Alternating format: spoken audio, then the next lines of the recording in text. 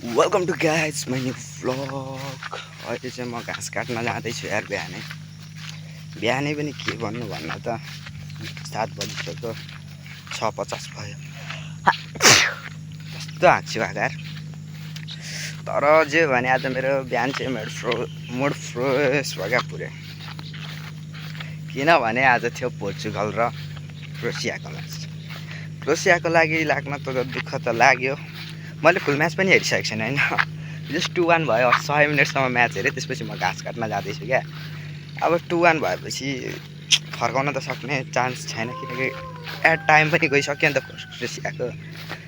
अब केही छैन, घाँस काट्न जाँदैछु। त्यसले आज मुड फ्रेस छ क्या। हल्का पोर्चुगल अब राउन्ड अफ 16 मा पुग्यो क्या।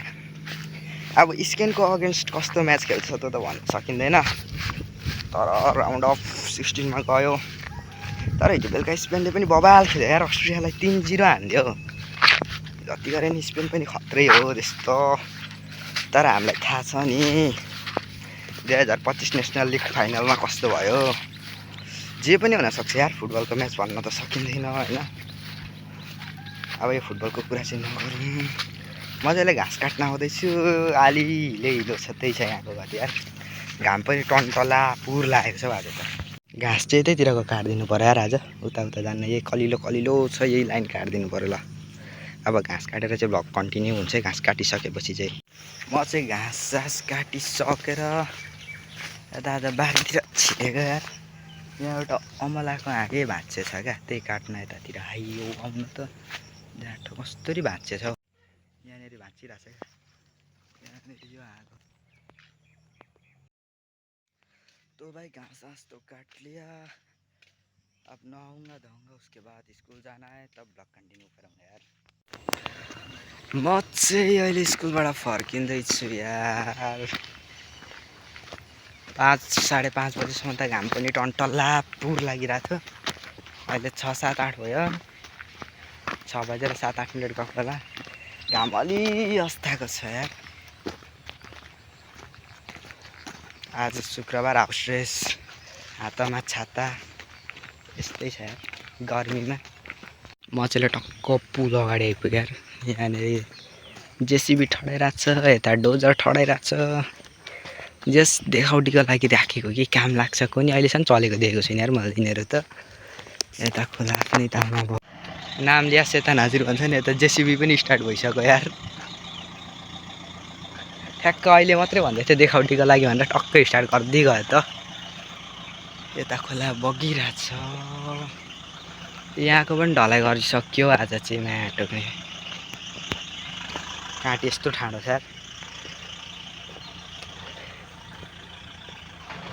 रामेको भतिजो पुल बन्नु भने चाहिँ हामी गाउँलेलाई लास्ट फाइदा हुन्छ यार यहाँको। यहाँबाट मिनिमम कहीँ यहाँ हाम्रो घरबाट यता सीतापुरी भन्छ, त्यहाँ जानु पर्यो भने साला 1 किलोमिटर बढी हिँड्नु पर्छ क्या घुमेर। यहाँबाट सिर्फ 10 देखि 15 मिनट लाग्छ, अर्को बाटो घुमेर गयो भने आधी घन्टा लाग्छ क्या। त्यस्तो अप्ठ्यारो। मतलब हिँडेर गयो भने त यही बाटो आउँदा जाँदा हुन्छ। जस अब गाडीमा जानुपर्ने मान्छेलाई पर्छ, इम्पोर्टेन्ट हो त्यस्तो क्या। सायद कहाँ खन्न लागेको होला जेसिबीले, अहिले मात्र स्टार्ट गर्नु।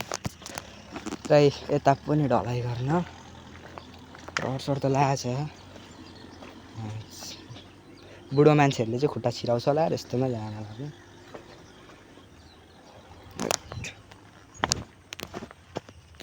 केही दिन अगाडिको बाढीले यताको माटो सुटै बगाइदिएको छ यार। यस्तो छ क्या, यहाँसम्म माटो त सब पानीले बगाएर यस्तो गति बनाएको छ यार। सायद हतपति बानी नपर होला यार, यो मोबाइल पक्राउने यस्तो पुरै हात दुख्छ यार। अब घर म चाहिँ स्कुलबाट घर आइसकेँ। अब कपडा सपडा फेरेर खाजासाजा खानु छ, अनि थोरै हल्का फुल्का काम गर्नु छ यार।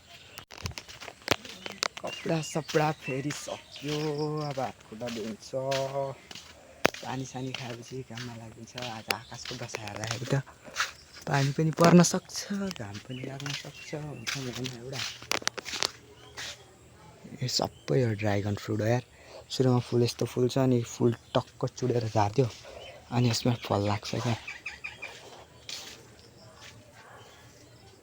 म चाहिँ चिया खाएर त फुलबारीतिर नरिवलको पत्ता काट्न आएको छु यार। यहाँ झरेको रहेछ कि यो। अब अँध्यारो पनि हुन लागिसक्यो। टक्क यो दुईवटा पत्ता काट्नु छ। आकाशको हालत यस्तो छ, पानी पर्न सक्छ होइन। यस्तो छ नि त। अब यो चाहिँ ड्राइगन रोपेको छ यो पिल्लरहरूमा चाहिँ। 1 वर्षपछि मात्रै फल्छ होला र यताको साइड मकै रोपेको छ पुरै। यो नरिवलको बोट, यो पनि नरिवलको बोट, यतातिर बाटो छ र अहिले चाहिँ साह्रै सबै काम सकेर अँध्यारो पनि भइसक्यो होइन। सायद रातिको 9 बजिसक्यो र आजको भ्लग चाहिँ म यहीँ गर्छु। नेक्स्ट भ्लगमा भेट्नेछु। Thank you so much watching for by.